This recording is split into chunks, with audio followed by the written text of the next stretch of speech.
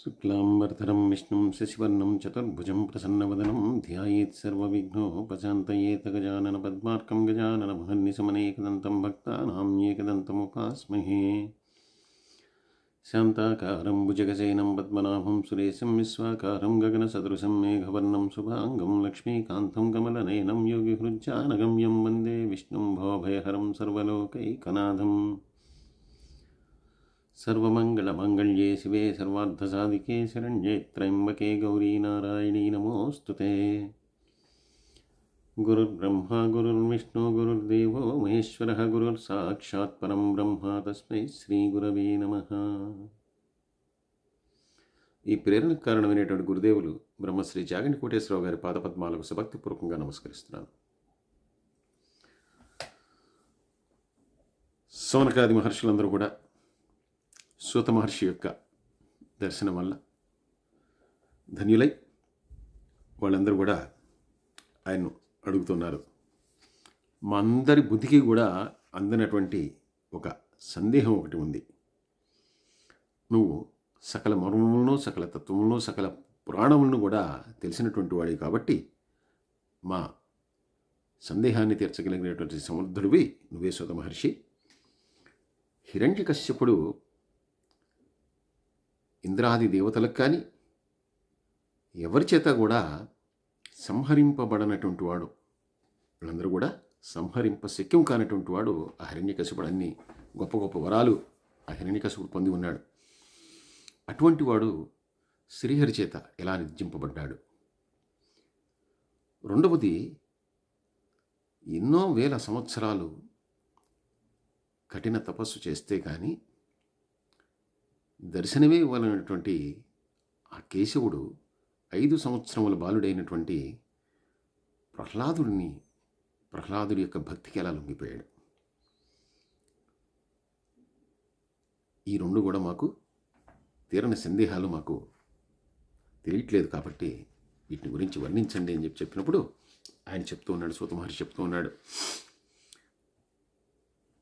మీకు ఎటువంటి సందేహం వచ్చిందో ఇటువంటి సందేహమే ఒకప్పుడు వ్యాసుడికి కలిగింది. అప్పుడు ఆయన సందేహ నివృత్తి కోసం బ్రహ్మగారి దగ్గరికి వెళ్ళాడు. బ్రహ్మగారు వ్యాసుడికి చెప్పినటువంటి విషయం ఏదైతే ఉందో అదే విషయాన్ని నేను మీకు తెలియజేస్తున్నాను. ఎందుకంటే వ్యాస భగవానుడు బ్రహ్మగారి ద్వారా విని దాన్ని ఆయన గ్రంథస్థం చేశాడు. ఆ గ్రంథస్థం చేసినటువంటి దాన్ని కశ్యపుని ద్వారా నాకు తెలిసింది. ఆ వృత్తాంతాన్ని మీకు చెప్తున్నాను, వినండి అని చెప్తూ ప్రహ్లాదుని యొక్క జన్మ వృత్తాంతం అనేటటువంటిది కొంత భిన్నంగా ఉంది. అయితే సాక్షాత్తు బ్రహ్మగారు చెప్పినటువంటి విషయాన్ని నేను మీకు తెలియజేస్తున్నాను, వినండి. ప్రహ్లాదుడు పుట్టుకతోనే వైష్ణవ భక్తుడు. ఇంకా పూర్వకల్పంలో ఆ ప్రహ్లాదుడి గురించి చెప్తాను, వినండి. పశ్చిమ సముద్ర తీరంలో సకల సంపదలతోటి, సర్వతీర్థాలతోటి, అనేక మంది సిద్ధులతోటి విరాజిల్లేటటువంటి ఒక పురం ఉంది. దాని పేరు ద్వారకాపురం. అక్కడ వేదశాస్త్ర పండితుడు, యోగజ్ఞాని అయినటువంటి శివశర్మ అనేటటువంటి ఒక ఆయన ఉండేవాడు. ఈయనకి సకల శాస్త్రములు తెలుసు. అలాగే ఈయనకి పంచపాండవుల్లాగా 5 కుమారులు. ఈ 5 కుమారులు కూడా తండ్రి వద్ద విద్యలన్నీ కూడా అభ్యసించారు. వీళ్ళు కూడా అత్యుత్తమ పండితులు. ఇంకా వీళ్ళ పేర్లు వచ్చి యజ్ఞశర్మ, వేదశర్మ, ధర్మశర్మ, విష్ణుశర్మ, సోమశర్మ. అయితే ఈ 5 కూడా చిట్ట చివరి వాడైనటువంటి సోమశర్మ పితృభక్తిలో ఈ 4 మించినటువంటి వాడు. అంటే మిగిలినటువంటి 4 తక్కువని కాదు, కానీ ఆ 4 కంటే కూడా 5వ వాడికి పితృభక్తి అనేటటువంటిది చాలా ఎక్కువ. ఈ ఐదుగురు కూడా అనన్యమైనటువంటి తమ పితృభక్తితోటి తండ్రికి అనేక రకాలైనటువంటి సేవలు చేస్తూ తండ్రిని మెప్పిస్తూ ఏ రకంగానూ కూడా తండ్రి తమపై కోపింపక ఆయన ఏ రకంగా కూడా అలవకుండా ఉండేట్లుగా చేస్తూ పరిపూర్ణ ఆనందమైనటువంటి జీవితాన్ని వీళ్ళందరూ కూడా గడుపుతున్నారు. అయితే చిట్ట చివరి కుమారుడైనటువంటి శివశర్మ యొక్క పితృభక్తి అనన్యమైనటువంటిది అని చెప్పి లోకవిదితం చేయాలనుకున్నాడు. అలాగే ఈ నలుగురికి కూడా దాన్ని చూపించాలి అని చెప్పి తండ్రి అయినటువంటి ఈ శివశర్మ భావించాడు. భావించి ఆయన తన యొక్క తప్పు ప్రభావం చేత తన యొక్క భార్యకు అంటే ఈ ఐదుగురి తల్లికి కూడా తీవ్రమైనటువంటి జ్వరం వచ్చినట్లుగా ఒక మాయను ఏర్పరిచాడు. ఆ తర్వాత ఆ తీవ్రమైనటువంటి జ్వరం వల్ల మాయా ప్రభావం వల్ల ఆ తల్లి మరణించింది. ఎప్పుడైతే తల్లి మరణించిందో ఐదుగురు బిడ్డలు కూడా శోకతప్తులైపోయారు. అయితే శివశర్మ వీరు ఐదుగురు కూడా బాధపడటం చూశాడు. వీళ్ళందరూ కూడా తల్లి శివన్ దగ్గర ఉండి చాలా దుఃఖితులైపోయారు. అందరూ కూడా భయంకరంగా రోధిస్తూ ఉన్నారు. అప్పుడు పెద్దవాడైనటువంటి యజ్ఞశర్మని ఆయన పిలిచాడు. ముందరగా పిలిచి, నువ్వు ఇప్పుడు ఉత్తర క్రియలంటూ ఏ రకమైనటువంటి హడావిడి చేయొద్దు. నేను నీకు ఇగో ఈ విల్లంబుని ఇస్తున్నాను. అలాగే ఈ ధనస్తో నీ దగ్గర ఉన్నటువంటి ధనస్తోటి ఈ విల్లంబుల్ని సంధించి నీ తల్లి యొక్క శరీరాన్ని అంతా కూడా ఛిద్రం చేసి ఖండఖండాలుగా చేసినటువంటి ఆ శరీరం అన్ని దిక్కులకి కూడా పడిపోయేట్టుగా చూడు. అంతేగాని నువ్వు ఇప్పుడు ఉత్తర క్రియలో అవి చేసి ఏమీ కూడా హడావిడి చేయక్కర్లేదని చెప్పాడు. ఇది చాలా విచిత్రమైనటువంటిది. సోమశర్మ వేద వేదాంగాలు చదివినటువంటి బ్రాహ్మణుడు, పండితోత్తముడు. అటువంటి వాడు మరి ఈ ఉత్తర క్రియలు జరగటానికి ఒప్పుకోకుండా ఈ రకంగా మరణించినటువంటి ఆ శరీరాన్ని ఖండఖండాలు చేయవలసిందిగా ఆయుధంతో అది కూడా చెప్తుంటే ఆశ్చర్యపోయినా తండ్రి మాట పితృభక్తి కలిగినటువంటి యజ్ఞశర్మ మరొక మాట మాట్లాడకుండా తండ్రి ఏదైతే చెప్పాడో ఆ పని చేశాడు. ఎందుకంటే తండ్రి ఒక విషయం చెప్పిన తర్వాత తండ్రి సాక్షాత్తు గురువు. ఇంకా ఆయన చెప్పిన తర్వాత ఆలోచించవలసినటువంటి పని ఏమి లేదు. తండ్రి ఆజ్ఞ కాబట్టి దాన్ని పూర్తి చేశాడు. యజ్ఞశర్మ ఇలా చేయగానే రెండో కడికైనటువంటి వేదశర్మను పిలిచాడు. పిలిచి, ఇప్పుడు ఈ శివశర్మ తన మాయ ద్వారా ఒక అద్భుతమైనటువంటి ఒక స్త్రీని సృష్టించాడు. ఆ స్త్రీ సృష్టింపబడినటువంటి ఆ స్త్రీ దూరంగా ఏదో పాటలు పాడుతూ ఆటలాడుతూ ఉంది. ఇప్పుడు తండ్రి కుమారుని దగ్గరికి పిలిచి, నీ తల్లి మరణించింది. ఆ కారణంగా నాకు కూడా తీవ్రమైనటువంటి శోకం కలిగింది. అయితే దూరంగా ఉందే ఆ స్త్రీని నేను చూశాను. చూసిన తర్వాత నాకు మళ్ళీ మోహం కలిగింది, నాలో కామవాంఛ కలిగింది. కాబట్టి ఇప్పుడు ఆ స్త్రీని నేను ఇష్టపడుతున్నాను, నువ్వు వెళ్ళి ఆ స్త్రీని తీసుకురా అని చెప్పి రెండవ కుమారుడితో చెప్పాడు. వెంటనే మారు మాట్లాడకుండా ఈ పిల్లవాడు ఆ స్త్రీ దగ్గరికి వెళ్ళాడు. వెళ్ళి నమస్కరించాడు. నమస్కరించి, అమ్మా, నీ మీద నా తండ్రి గారు మనసు పడ్డారు. ఆయన నిన్ను కోరుకుంటున్నారు. ఆయన కోరుకుని నువ్వు మన్నించవలసింది. ఆయన వృద్ధుడని చెప్పి సంకోచించాల్సినటువంటి పని లేదు. ఆయన వేదాంగాలు చదువుకున్నటువంటి పండితుడు. కాబట్టి నువ్వు ఎటువంటి సంశయం లేకుండా ఆయన్ని కోరికను మన్నించు. నువ్వు వస్తే కనుక నేను సగౌరవంగా నిన్ను తీసుకెళ్తాను అని చెప్పి ఈ కుమారుడు అన్నాడు. ఆవిడ వేదశర్మను చూసి చిరునవ్వు నవ్వింది. ఏదో వయసులో ఉన్నటువంటి నీలాంటి వాడు నాలాంటి సౌందర్యవతిని కావాలని కోరుకోవటం సహజమే. అయితే వృద్ధుడైనటువంటి వాడు ఇంకొద్ది కాలంలో మృత్యువు కవలించడానికి సిద్ధంగా ఉన్నటువంటి వాడు ఈ రకంగా అడగటం ఏమిటి? ఆయన అడిగితే అడిగాడు, నువ్వు రావటం ఏమిటి? ఇప్పుడు నేను వచ్చి నీ తండ్రిని ఏ రకంగా నేను ఆనందింపజేయగలుగుతాను?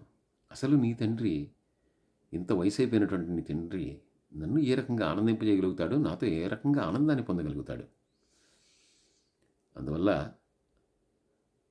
ఏ స్త్రీ కూడా తనకంటే రెండింతల వయసులో ఉన్నటువంటి వాడితోటి, లేదు వృద్ధుడితోటి ఏ స్త్రీ కూడా కావాలని ఎవరు కూడా ఉండటానికి ఇష్టపడను.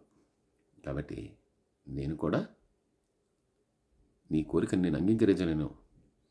కావాలంటే నీతో నేను నీ కోరికను తీర్చగలను.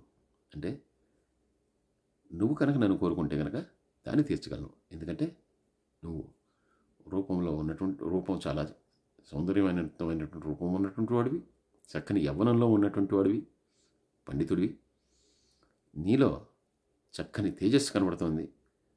కాబట్టి నువ్వు కోరుకుంటే నీకు స్వర్గ సౌఖ్యాలను అందించడానికి సిద్ధంగా ఉన్నాను, కానీ నువ్వు కోరుకున్నట్టుగా నీ తండ్రి యొక్క కోరికని నేను తీర్చలేను అని చెప్పాడు. చెప్పిన తర్వాత ఈ పిల్లవాడు అన్నాడు, నా తండ్రి చాలా అమాయకుడు. ఏదో ఒక కోరికను కోరాడు. నువ్వు దేనికైతే అంగీకరిస్తున్నావో అది నాకు ఇష్టం లేదు. అంటే నిన్ను పొందటం అనేటటువంటిది, నీతో సౌఖ్యం పొందటం అనేటటువంటిది నాకైతే ఇష్టం లేదు. కానీ నా తండ్రి ఇష్టపడుతున్నాడు. నేను పితృభక్తి కలిగినటువంటి వాడిని. కాబట్టి నేను నా తండ్రి కోసం నిన్ను యాచిస్తున్నాను. ఇంకా మిగిలినటువంటి మాటలు ఏమి కూడా మాట్లాడద్దు. సందేహించకుండా, సంకోచించకుండా నువ్వు ఏమి కోరినా కూడా నేను నా తప్ప ప్రభావం చేత కానీ, నా పుణ్యం ఫలం వల్ల కానీ నేను నీకోసం దాన్ని ఇస్తాను. కేవలం నువ్వు నా తండ్రిని సంతుష్టుని చేస్తే చాలు, ఇంతకు మించి నాకేం అక్కర్లేదు అని చెప్పి అన్నాడు. ఈవిడ ఇతని మాటలుగా ఆశ్చర్యపోయింది. నీ తండ్రి కోసమే నువ్వు యాచిస్తున్నావు కదా, నీ తండ్రి కోసం ఏదైనా చేస్తానని చెప్తున్నావు. సరే, నేను కోరుతాను, చేస్తావా అని. తప్పకుండా చేస్తాను, ఏం కావాలో కోరుకో అన్నాడు. ఆవిడంది, నీ తండ్రి కోసం నీ శిరస్సును ఖండించి ఇవ్వగలవా? అలా నీ శిరస్సును ఖండించేస్తే కనుక నేను తప్పకుండా నువ్వు కోరినట్లుగా నీ తండ్రితో ఉంటాను అని చెప్పి అంది. మరొక మాట ఆలోచించకుండా వెంటనే అతను తన యొక్క శిరస్సుని ఖండించి వేశాడు. ఎప్పుడైతే ఇలా తమ యొక్క అగ్రజుడు తమ శిరస్సుని ఖండించి ఆ స్త్రీకి ఇచ్చేస్తున్నాడో దాన్ని మిగిలినటువంటి కుమారులు చూశారు. చూసి, ఆహా, ఏమి అన్నగారా, మొట్టమొదటి వాడేమో తండ్రి చెప్పినట్టుగా తల్లి శరీరాన్ని ఉత్తర క్రియలు కాకుండా ధనుర్బాణాలతోటి ఖండఖండాలు చేసి ఆయన చెప్పినట్టుగా అన్ని దిక్కులకు వేసాడు.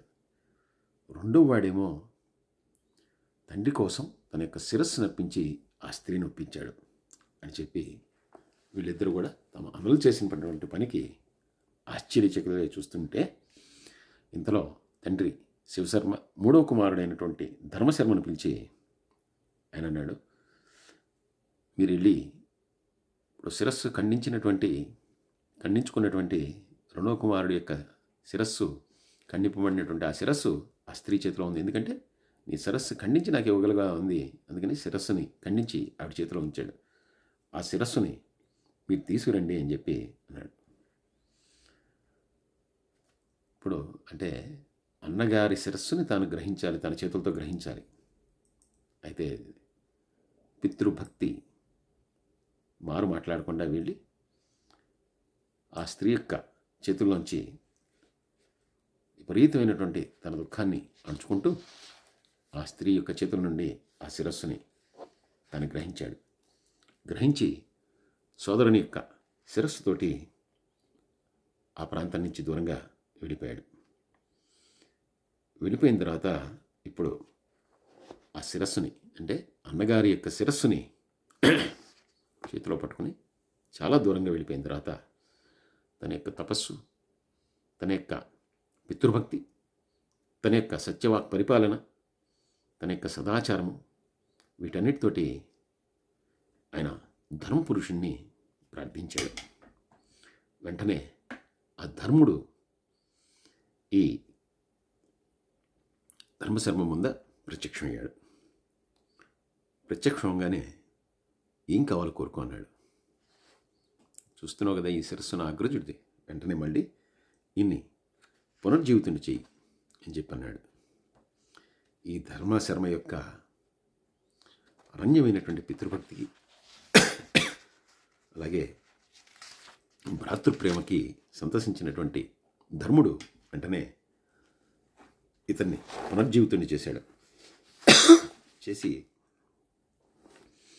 అచంచలైనటువంటి నీ పితృభక్తి అలాగే నిరంతరమైనటువంటి నీ ధర్మాసక్తి ఈ రెండు కూడా నన్ను చాలా అబ్బురపరిచాయి. కాబట్టి నీకు ఇంకేం కావాలి అన్నాడు. నాకు ఇంకేమొద్దు, ఆ రెండు నిశ్చలంగా ఉండేట్టుగా నాకు వరాన్ని ప్రసాదించన్నాడు. తదాస్తు అని చెప్పి ధర్ముడు వెళ్ళాడు. అంటే నిరంతరమైనటువంటి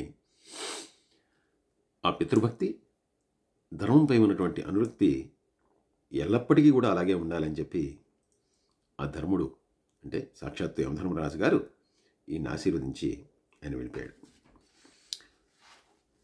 ఇప్పుడు తన తపోశక్తి చేత, తన యొక్క సత్యవాక్ పరిపాలన చేత పునర్జీవితుని చేస్తున్నటువంటి ఆ సోదరుడితో కలిసి మళ్ళీ ఈ మూడవ కుమారుడు తండ్రి వద్దకు వచ్చాడు. వెంటనే తండ్రి ఆనందించాడు. ఆనందించి ఇప్పుడు నాలుగవ కుమారుడు యొక్క పితృభక్తిని పరీక్షించడానికి వాడిని పిలిచాడు. ఆ కుమారుడి పేరు విష్ణుశర్మ. విష్ణుశర్మను పిలిచి,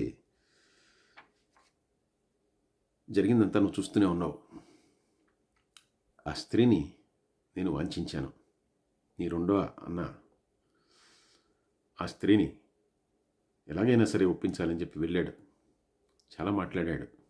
ఆమె నీ శిరస్సును ఖండించి ఇస్తే గనక నువ్వు చెప్పిన దానికి అంగీకరిస్తానంది.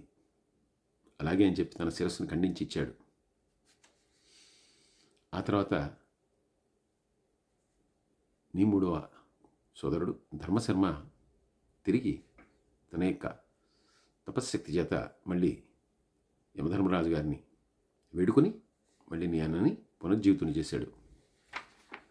అయితే ఆ స్త్రీ నా వృద్ధాప్య కారణంగా నన్ను అంతగా ఇష్టపడట్లేదు. అన్నమాట ప్రకారం ఇప్పుడు నా దగ్గరికి వస్తుంది. అయితే నాతో అంత సౌఖ్యంగా ఉండదు, నన్ను అలరించదు. ఎందుకంటే దానికి కారణం నా వృద్ధాప్యం. అందువల్ల అయిష్టంగానే నాతో ఉంటుంది. అలా నాతో ఉండడం నాకు ఇష్టం లేదు. అందుకని నువ్వు పని చేయి. నువ్వు దేవలోకానికి వెళ్ళు. దేవలోకానికి వెళ్ళి అమృతాన్ని తెచ్చిచ్చి, అమృతం తెచ్చిస్తే కనుక జరామరణాలు లేనటువంటి శాశ్వతమైనటువంటి స్థితిని నేను పొందుతాను. అలాగే నిత్య యమనుడిగా ఉండిపోతాను. అప్పుడు ఆ స్త్రీకి నాతో ఎటువంటి సంకోచం లేకుండా నాకు సౌఖ్యాన్ని అందిస్తుంది. కాబట్టి నేను దాన్నే కోరుకుంటున్నాను. కాబట్టి నువ్వు వెళ్ళి నాకు అమృతాన్ని తీసుకురా అని చెప్పి ఈ నాలుగో కుమారుడైనటువంటి యజ్ఞశర్మను ప్రేరేపించాడు. వెంటనే యజ్ఞశర్మ తండ్రికి సభక్తిపూర్వకంగా ప్రదక్షిణ నమస్కారాలు చేసి తన యొక్క తపోబలం చేత అంతరిక్షానికి ఎగిరాడు. ఎగిరి ఇంద్రుడి దగ్గరికి వెళ్ళిపోయాడు స్వర్గంలో. వెంటనే స్వర్గంలో ఇంద్రుడు తపోబలంతో వచ్చినటువంటి యజ్ఞసర్మని ఆహ్వానించాడు. ఆహ్వానించిన తర్వాత ఎందుకు వచ్చావని చెప్పి అడిగాడు. వచ్చినటువంటి కారణాన్ని తెలియజేశాడు యజ్ఞశర్మ. వెంటనే ఈయన దేవకన్య అయినటువంటి మేనకను తోడిచ్చి మేనకను పిలిచి, నువ్వు తన యొక్క తపోబలం చేత విష్ణుశర్మ స్వర్గాన్ని చేరుకున్నాడు, అమృతాన్ని తీసుకెళ్దామని చెప్పి నన్ను అడిగాడు. అమృతం కావాలని. అమృతం అంటే సురాపానము, ఈ అమృతాన్ని స్వీకరించడం అనేటువంటిది కేవలం దేవతలకు మాత్రమే నిర్దేశింపబడినది, కానీ మానవులకు ఇవ్వతగినటువంటిది కాదు. కానీ తపోబలం చేత స్వర్గం దాకా వచ్చినటువంటి ఇతన్ని ఇవ్వను అని చెప్పి నేను తిరిగి పంపించలేను. కాబట్టి ఏ తపశ్శక్తి చేత ఇక్కడి దాకా వచ్చాడో ఆ తపశ్శక్తి క్షీణించి ఇక్కడి నుంచి వెళ్ళిపోవాలి, భూలోకంలో పడిపోవాలి. అందువల్ల నువ్వు ఆ యజ్ఞశర్మని వశపరుచుకో. అలా వశపరుచుకుంటే ఆ తపోబలం అనేటువంటిది క్షీణిస్తుంది, వాడు భూలోకంలో పడిపోతాడు. అప్పుడు అనుకున్నది చేయలేడు. కాబట్టి నువ్వు ఆ పని చేయని చెప్పి మేనకకి నిర్దేశించాడు. మేనక తన యొక్క సౌందర్యంతో, తన యొక్క ఆటపాటలతోటి, తన యొక్క శృంగార చేష్టలతోటి యజ్ఞశర్మని ఎలా అయినా సరే దారి మళ్లించాలని చెప్పి అనేకమైనటువంటి ప్రయత్నాలు చేసింది. అయితే కేవలం తండ్రి కోరికను తీర్చడానికి మాత్రమే స్వర్గంలో ప్రవేశించాడు, అంతేగాని తనకి అక్కడ ఎటువంటి అపేక్ష లేదు, స్వర్గ సౌఖ్యాలు తనకు అక్కర్లేదు, లేదా ఇతర కోరికలతోటి అక్కడికి రాలేదు. కాబట్టి తాను వచ్చినటువంటి ఉద్దేశం ఏంటి, ఎలాగో అలాగే ఇంద్రుని ఒప్పించి ఆ అమృతాన్ని తీసుకువెళ్ళడం. కాబట్టి ఇంకా ఇతరమైనటువంటి వాటి మీదకి ధ్యాస పోనీయకుండా, మేనకకి ఏమాత్రం లొంగకుండా గొప్ప ఇంద్రియ నిగ్రహంతో ఇతను ఉండిపోయాడు. వెంటనే ఇంద్రుడు కూడా అబ్బురపడ్డాడు. ఇది ఇంత ఇంద్రియ నిగ్రహం అనేటటువంటిది దేవతలకే అసాధ్యమైనటువంటిది, అలాంటిది నువ్వు ఇంత గొప్పగా ఆ ఇంద్రియ నిగ్రహాన్ని పాటించగలిగావు, కాబట్టి తప్పకుండా నీ కోరికను తీర్చవలసిందే అని చెప్పి అమృతాన్ని ఇచ్చి, నువ్వు దీన్ని తీసుకుని నీ తండ్రి వారికి వెళ్ళు అని చెప్పి పంపించాడు. వెంటనే వాయువేగంతో ఈ యజ్ఞశర్మ తండ్రి వద్దకు వచ్చాడు. వచ్చిన తర్వాత తండ్రికి నమస్కరించి అమృతాన్ని ఇచ్చాడు. ఈ రకంగా 4 కుమారులు, యజ్ఞశర్మ దగ్గర నుంచి ఈ 4 కుమారులు కూడా, యజ్ఞశర్మ, వేదశర్మ, ధర్మశర్మ, అలాగే వీళ్ళందరూ కూడా తండ్రి ఏదైతే చెప్పాడో దాన్ని ఆచరించి చూపించారు. చివరి కుమారుడు అతి దుర్లభమైనటువంటి అమృతాన్ని కూడా ఆ దేవేంద్రుని దగ్గరికి నుంచి తీసుకొచ్చి ఇచ్చాడు. కాబట్టి తండ్రి చాలా సంతోషించి, మీ 4 యొక్క అనన్యమైనటువంటి పితృభక్తి ఏదైతే ఉందో చాలా గొప్పది, కాబట్టి నేను మీ పితృభక్తికి చాలా సంతుష్టున్నాను, కాబట్టి ఏదైనా ఒక వరాన్ని కోరుకోండి అని చెప్పి అన్నాడు. వాళ్ళు అన్నారు, మాతాపితరుల యొక్క పాదసేవను మించినటువంటిది ఏమీ లేదు. నిన్ను ఎలాగూ సేవించుకుంటాం, కానీ మా తల్లిని కోల్పోయాం కదా, ఆ తల్లిని నీ తపశ్శక్తి చేత మళ్ళీ ఆవిడ్ని పునర్జీవితాన్ని చేయి, మీ ఇద్దరిని కూడా సేవించుకుంటాం, మేము ఉండిపోతాం అని చెప్పి ఈ 4 కూడా తమ కోరికని తెలియజేశారు.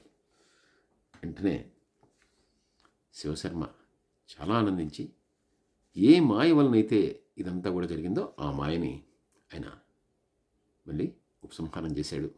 వెంటనే తల్లి యథా రూపంలో ఆవిడ వీళ్ళ ముందర కనపడంగానే పిల్లలు 4 కూడా ఆనందించారు. తల్లిదండ్రులిద్దరికీ కూడా నమస్కరించిన తర్వాత సాక్షాత్తు ఇంత గొప్ప పితృభక్తి కలిగినటువంటి ఈ 4 కుమారుని చూసినటువంటి విష్ణువు కూడా శ్రీమన్నారాయణుడు కూడా చాలా ఆనందించాడు. ఆయన ప్రసన్నుడై, మీ అందరూ కూడా నా లోకంలో ఉండండి, విష్ణు లోకంలో ప్రవేశిస్తారు. మీరు మీ యొక్క పుణ్య ఫలం వలన, మీ యొక్క పితృభక్తి వలన మీ అందరూ కూడా నా లోకంలో నివాసం ఉండగలుగుతారు అని చెప్పి వారందరినీ కూడా తనతో పాటు ఉండటానికి ఆహ్వానించాడు. ఈ రకంగా శివశర్మ యొక్క 5గురి పుత్రుల్లో 4 కుమారుల యొక్క పితృభక్తి అనేటటువంటిది నిరూపింపబడి వారందరూ కూడా విష్ణు పాదాలను చేరుకున్నారు అని చెప్పి సాక్షాత్తు బ్రహ్మగారు వ్యాస భగవానుడికి చెప్పినటువంటి విషయాన్ని శౌనకాది మహర్షులందరూ కూడా తను అడిగినటువంటి ప్రశ్నకు సమాధానంగా సూత మహర్షి చెప్తూ ఉన్నారు. సర్వే జనా సుఖినో భవంతు, సమస్త లోకా సుఖినో భవంతు. స్వస్తి.